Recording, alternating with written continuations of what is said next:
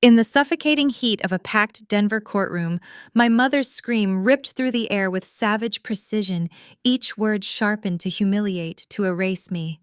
Her finger shot toward my chest, shaking with rage as she spat. She is intellectually disabled. She is a disgrace to this family. The accusation landed like a public execution, her face contorted, eyes burning with the pleasure of domination, as if destroying me were her final triumph. I remained perfectly still, spine straight, hands folded, my gaze drifting briefly to my watch. 10:02 a.m., right on schedule, denying her the smallest crack of emotion. Gasps fluttered across the gallery, but I offered nothing. No tremor, no tears, only silence. The judge leaned forward, authority cutting cleanly through the chaos, and asked a single question that shifted the gravity of the room. Do you truly not know who she is? At the neighboring table, my mother's attorney stiffened, color draining from his face as the bailiff slid a document into his hand. His fingers faltered, mid-motion, eyes scanning the page in disbelief, dread blooming openly, as if the floor might swallow him whole. My mother continued her tirade, stacking insults like bricks meant to seal my fate, mocking my quiet life, my small apartment, my lack of a husband, mistaking restraint for weakness. Then she noticed him. Her voice wavered, fury faltering as she read the terror in his expression, the first fracture in her certainty. I stayed silent, letting her unravel beneath the weight of her own cruelty, because every word she hurled tightened the snare I had set long ago. I was no victim waiting to break. I was the architect of what came next. She believed she held power because she had always defined me. She never imagined I had rewritten the rules, or that the truth she dismissed would be the blade that finally turned the courtroom and her world against her. The heavy silence in that Denver courtroom pulled my mind straight back to Thanksgiving dinner in Golden 4 months ago. The family ranch in the Boulder suburbs glowed under string lights, smoke curling from the chimney as the scent of roasted turkey and cinnamon drifted through the open windows. We sat around the long oak table, plates piled high, the kind of gathering that looked perfect from the outside, but always carried an undercurrent of scrutiny. I had placed my new business card on the table in front of my mother, simple professional black text announcing Melissa Walker, CEO of Vanguard Analytics. Carol picked it up between 2 fingers as if it might stain her, scanned it once, then let out a sharp laugh that sliced through the room. A consultant, sweetheart, is this what we're calling unemployment now? She said, tossing the card aside like discarded wrapping paper, her tone laced with that familiar mix of pity and disdain. Angela leaned forward, elbows on the table, her smile tight and knowing. Seriously, Melissa, drop the act. You're just floating along on Mom's dime. Remember when I pulled strings to get you that interview at the marketing firm? I rehearsed every question with you, and you still choked. No wonder you can't hold anything down. No job, no husband, no kids. You're the family project nobody wants to admit failed. The words hit like they always did, precise and rehearsed, each one, reinforcing the role they had assigned me years ago, the disappointing daughter, the invisible one, who never quite measured up to the Walker name. I felt the old ache bloom in my chest, the quiet humiliation of being reduced to a punchline at every holiday, every casual dinner, every time money or success came up. But I kept my face calm, fork, moving slowly through the mashed potatoes, letting their laughter wash over me without a single retort. What they couldn't see, what no one at that table suspected, was that Vanguard Analytics was no hobby. It was the company I had built in secret, a specialized forensic software firm that traced hidden financial flows, uncovered discrepancies buried deep in ledgers and transactions. Only weeks earlier, I had closed a $15 million federal contract to audit vulnerabilities in government supply chains, the kind of deal that turned small startups into serious players overnight. Revenue was already pouring in, quietly stacking into accounts they would never trace back to me. And the most satisfying part, Carol had no clue that her boutique in Lakewood, the one she ran with such pride, the one teetering on the edge of insolvency, was being propped up by the very person she mocked. Months before, when the boutique's debts threatened to swallow her, a mysterious angel investor had stepped in through a Delaware entity, injecting $650,000 to cover payroll inventory and overdue rent. Carol celebrated the miracle turnaround at every family event, crediting her own savvy business instincts, while Angela basked in the benefits: new designer bags, weekend getaways, the illusion of stability. I listened to them boast that night, their voices rising over the clink of glasses, oblivious that every dollar they spent traced back to the software I had written, the contracts I had won, the empire I had hidden in plain sight.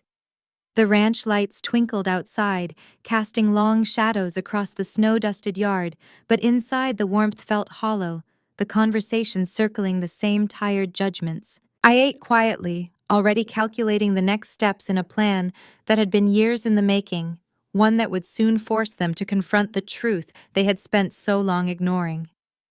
Carol's shouts about my so-called rundown condo in Aurora snapped me back to the present courtroom, her voice spiking with fresh outrage as she turned fully toward the judge, gesturing wildly. "Your Honor, she hides in that dump like it's a fortress, refuses to let any of us step foot inside because she's mortified by the squalor. It's got to be overflowing with trash and vermin, the sort of place that screams neglect and failure. She won't even open the door for family, that's how ashamed she is of what she's become."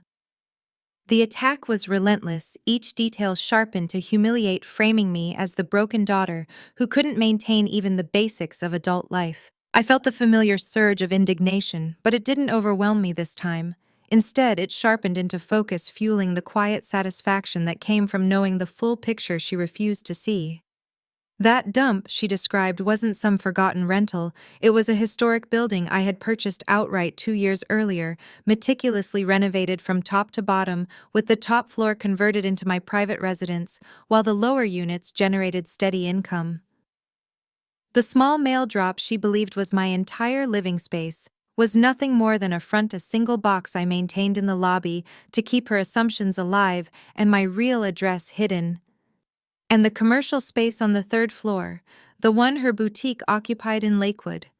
That lease agreement bore my signature through a holding company, meaning every monthly payment she made went straight into accounts I controlled quietly, accumulating while she spent lavishly on inventory and displays. She had complained endlessly about greedy landlords raising rates, never suspecting the person behind the increases was sitting across from her, now watching her performance unfold. My decision to stay silent wasn't passivity, it was precision. Speaking up would have turned the hearing into a petty family spat, giving her the chance to play the victimized parent dealing with a defiant child. By remaining composed, by letting her words pile up unchecked, I allowed the court record to fill with her own evidence of instability and malice, every insult a brick in the wall that would soon trap her. Thomas Greer was visibly crumbling at the plaintiff's table, sweat glistening on his upper lip as he pored over the financial dossier, his hands shaking noticeably with each page he turned. His breathing grew shallow when he reached the property ownership summary, the corporate filings listing Vanguard Analytics as the parent entity, the chain of title tracing directly back to my name. He lifted his head briefly, eyes darting between the document and me, then returned to the pages as if willing the information to disappear. Carol pressed on, oblivious to the storm brewing beside her, piling accusation upon accusation about my isolated, pathetic existence and how it shamed the entire family line. I shifted slightly in my seat, keeping my posture relaxed, my face impassive, allowing her tirade to run its course while the evidence mounted in silence. The room felt heavier with each passing second, the tension coiling tighter as her voice echoed off the walls, every heated phrase bringing the inevitable exposure one step closer.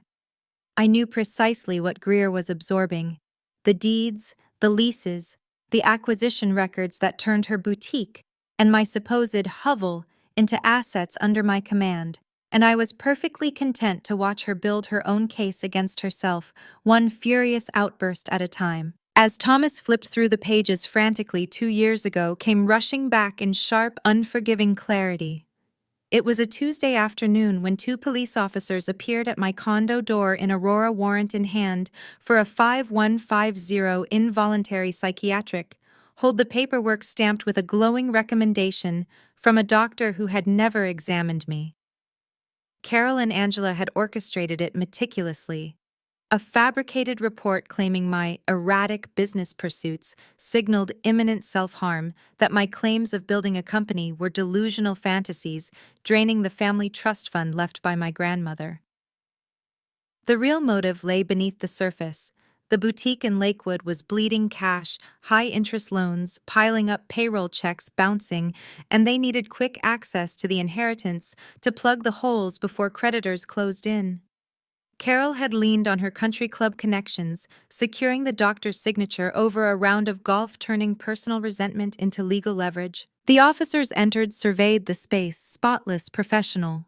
My laptop opened to a live call with government procurement officials discussing contract milestones, and listened as I answered their questions, calmly, voice steady, no sign of distress. Within 5 minutes, they were apologizing for the intrusion, explaining the hold was unsupported by observable evidence, and left without further action. I stood in the doorway watching their cruiser pull away, adrenaline still coursing, and realized the betrayal ran deeper than I had imagined. I could have filed a malicious prosecution claim, immediately dragged them into depositions, exposed the forged evaluation in open court, and watched their reputations crumble under scrutiny. But that path felt too abrupt, too lenient, a momentary sting that might let them regroup and play the victim. Mercy would have spared them the lesson they needed. Instead, I chose patience, the slow burn that would make the consequences permanent. I resolved to become the answer to Carol's financial desperation, while simultaneously engineering the collapse she had tried to force on me, a pivot that redefined family in my mind, shifting it from blood obligation to calculated transaction. The boutique's troubles were no secret. Public records showed late filing supplier liens, escalating debt. The next morning, I formed Vanguard Analytics in Delaware, a shell with clean lines and zero public connection to my name. Using the company's resources, I acquired the boutique's outstanding loans from the bank at a steep discount, then extended fresh funding through an anonymous investment vehicle. $650,000 wired in quietly enough to stabilize operations, pay staff, and restock shelves. Carol announced the miraculous rescue at family gatherings, praising her own resilience and networking prowess, while Angela reveled in the renewed cash flow for personal luxuries. I tracked every dollar, the diverted funds for Angela's shopping sprees, the inflated expense reports, the missed vendor payments Carol covered up. Each transaction added to the ledger. I was building a complete audit of their mismanagement, ready when the time came. That choice to buy their debt, rather than expose it outright, transformed the betrayal into leverage, turning their attempted control into the mechanism of their undoing. It was no longer emotional retaliation. It was strategic execution, allowing their greed to tighten the noose around their own necks, while I waited for the perfect moment to pull the rope. The very next day, after that failed evaluation attempt, I moved with deliberate speed to turn their scheme into my leverage. By morning, I had filed the incorporation for Vanguard Analytics in Delaware, a discrete entity structured for anonymity. Its sole purpose: the development of advanced software that mapped financial irregularities, tracing unauthorized outflows, flagging inconsistencies in expense categorization, and reconstructing hidden patterns from fragmented records. I fed the system every accessible data point on the boutique, in Lakewood, tax filings, vendor invoices, bank statements pulled through legal channels. Within hours, the algorithms surfaced the truth Carol had buried. She had siphoned operating capital into personal indulgences. For Angela, thousands charged as promotional events for spa weekends in Aspen, luxury clothing tagged as client gifts, even a down payment on a new car listed under delivery vehicle expense. The boutique's legitimate revenue barely covered rent and payroll. The rest was propped up by these diversions, a slow bleed masked by creative accounting. With this intelligence in hand, I contacted Carol's lender through Vanguard's untraceable channels, negotiating the purchase of the boutique's entire loan portfolio at a fraction of face value, the bank relieved to offload a risky asset. Once the debt transferred to me, I refinanced it as senior secured debt, injecting $650,000 in new capital under the guise of an angel investor drawn to retail recovery plays. The funds cleared instantly, erasing overdue balances and restoring liquidity. Carol seized the windfall without hesitation or scrutiny.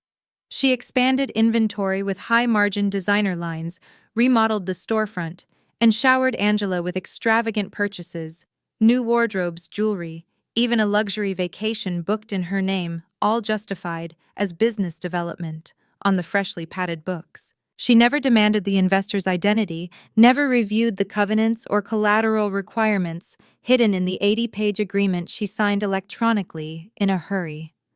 Angela, basking in the sudden abundance, flaunted the upgrades at every opportunity, her social media filled with photos of designer tags and resort views, captions gushing about finally getting what we deserve after all the hard work.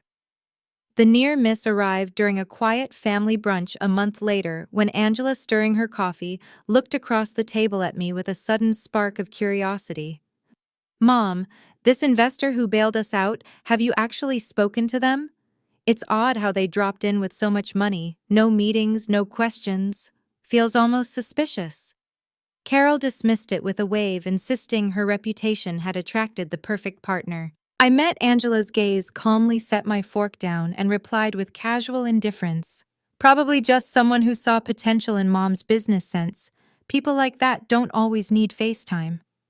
Then I shifted the conversation to a neutral topic, the upcoming holiday traffic, letting the moment dissolve before it could take root. My pulse remained steady. The deflection was second nature after years of navigating their interrogations. The close call passed, but I logged it mentally. Angela's intuition was sharper than Carol's blind optimism. Meanwhile, the money continued flowing, every diverted dollar, every inflated receipt, every personal charge added layers to the documentation I compiled. The investment had never been generosity. It was the mechanism I had engineered to bind their fate to mine, secured against the boutique's assets and Carol's personal guarantees, default triggers, waiting like tripwires for the slightest misstep. I watched from the shadows as they spent freely, each transaction tightening the grip. I held the noose they had unknowingly fashioned for themselves, drawing inexorably closed with every unchecked indulgence. A few months later, at another family dinner back at the ranch in Boulder suburbs, the long table was set with crisp linens and flickering candles, the aroma of seared filet mignon mingling with red wine as everyone settled in. Carol raised her glass, first eyes sparkling with the kind of satisfaction she rarely allowed herself to show. "To the best quarter we've ever had, the boutique cleared every benchmark revenue, up 35%, all thanks to that brilliant investor who finally saw what I've been building for years." She detailed the transformation with relish: new marble counters, installed a waiting list for custom orders, suppliers offering exclusive terms because cash flow was finally stable. Angela, positioned at her right, joined the toast with dramatic flair, the glossy black handbag on her chair catching every light in the room. "And check this out, Hermes, straight from the latest drop. Mom surprised me after the big restock arrived. Plus, the full wardrobe update: silk blouses, cashmere coats, even those Louboutins I've been eyeing. We're not just surviving anymore, we're owning the scene." She ran her fingers over the leather, then pulled a velvet jewelry box from her purse, opening it to reveal a pair of diamond studs that glinted as she fastened them on. "Client appointments are booked solid now. People notice when you look the part." The conversation circled their victories, Carol recounting negotiations that locked in premium vendors, Angela adding anecdotes about compliments from high-profile customers who had noticed the upgraded ambiance. They spoke with the ease of people who believed the success was entirely their own, crediting Carol's relentless drive and Angela's eye for detail, never once pausing to wonder about the source of the capital that had made it all possible. I sat opposite them, cutting into my steak with measured movements, listening to every word while the truth hummed quietly beneath the surface. The record-breaking revenue, the renovations, the luxury purchases, they all traced directly to the $650,000 I had channeled through Vanguard, the funds that had erased their debts, restocked shelves, and funded the very items Angela now displayed like trophies. The handbag, the jewelry, the coats, they were bought with money diverted from boutique operations. The same patterns I had tracked in real-time charges, disguised as marketing expenses, personal luxuries, slipped into business reimbursements. They reveled in the illusion of self-made triumph, toasting their hard work, while I held the complete record of every transaction that had propped up their celebration. Angela turned to me, then her smile tightening into the familiar edge of condescension. "You really should take notes, Melissa. Stop dragging Mom down. It's embarrassing for the family legacy. When one sister builds an empire and the other just exists. Maybe if you put in real effort like I do, you'd have something worth bragging about instead of fading into the background." The remark landed with practiced precision, the same casual venom she had wielded for years delivered, as if my presence at the table made the insult harmless. I kept my fork-moving expression unchanged, the food tasteless as their laughter filled the room. In that candlelit dining space surrounded by the clatter of plates and the warmth of family tradition, the disconnect felt absolute, they basking in a prosperity I had engineered in secret, me holding the threads that could unravel it all with a single pull. The moment crystallized something deeper. How many others had sat through dinners like this, throat tight with unspoken rage, smiling through the belittlement while carrying the weight of truths no one else saw? The bitterness, a quiet fire banked but never extinguished, ready to flare when the timing finally aligned. Judge Nolan held up the ownership documents in the now silent Denver courtroom, the crisp pages catching the fluorescent glow as she scanned them once more before speaking in a voice that carried absolute certainty. "The evidence before the court is clear and irrefutable. Melissa Walker is the sole CEO and controlling shareholder of Vanguard Analytics, the entity that acquired and restructured the senior debt of the Lakewood boutique 2 years ago, converting it to secured equity. The same holding company owns the Boulder Suburbs Ranch outright, along with the commercial lease under which the boutique operates." The revelation hit like a thunderclap, the gallery erupting in a wave of murmurs and stifled gasps as heads turned toward Carol and Angela. Carol's reaction came first, a sharp, incredulous bark of laughter that echoed off the wood paneling. "This is ridiculous! My daughter running a company. She's delusional. Your Honor always has been. This is a blatant forgery, a scam to rob us blind." Angela jumped in immediately, voice high and defiant. "Mom's right, she's never accomplished anything. She doesn't deserve a single share of this. It's all lies." The judge raised one hand, silencing them with the simple motion, then slid the thick packet across to Thomas Greer. "Counselor, these are certified federal and state records incorporation filings, stock ledgers, UCC financing statements, deed transfers, all authenticated and time-stamped. The boutique's debt was purchased legally, restructured with personal guarantees signed by the defendant. The ranch and lease are collateral under those terms." The room's whispers swelled into a low roar, spectators leaning forward to catch every word as Greer's face drained of color, his hands shaking so badly the papers fluttered like leaves in wind. He stared at the documents, flipping back and forth frantically, sweat beading along his hairline as the implications sank in. Carol refused to yield, her voice rising again in desperate fury. "I don't care what those papers say. I'm filing Chapter 7 right now. Automatic stay protects everything. The boutique, the ranch, none of it gets touched." She snatched her phone from the table, fingers stabbing at the screen to pull up legal forms, her breathing ragged with the conviction that bankruptcy would shield her from the storm. Greer reached out, voice cracking, as he grabbed her wrist gently but urgently. "Mrs. Walker, wait, the personal guarantees. They cross-collateralize. The debt isn't just the business, it's attached to your individual assets. Chapter 7 won't stop the creditor from pursuing the ranch retirement accounts, everything you personally secured." Carol froze mid-type, the phone slipping slightly in her grip, eyes widening as the loophole she had ignored in her haste to sign the investor agreement suddenly loomed enormous. The courtroom felt smaller, the air denser, every eye fixed on her as the reality settled like lead. Angela's smug certainty cracked her hands, dropping to her lap, face paling as she glanced between her mother and the judge, the first real fear flickering in her expression. Greer set the documents down carefully, knuckles white, unable to meet anyone's gaze. I remained seated, pulse steady, watching the scene unfold with the precision I had anticipated for so long, their denials collapsing under the weight of their own signatures. The laughter that had mocked me, now silenced by the truth they could no longer dismiss. The shift was complete, from their righteous outrage to the cold dawning of consequences, the room holding its breath as the final pieces locked into place. I finally stood up slowly in the Denver courtroom, the faint creak of the chair, the only sound breaking the stunned hush that had fallen after the judge's ruling. Every gaze locked on me as I spoke for the first time that day, my voice calm and precise, carrying to the back of the room without effort. Your Honor, the loan agreement is explicit. I did not acquire equity in the boutique. I purchased the senior secured debt through Vanguard Analytics and restructured it with personal guarantees executed by Mrs. Walker.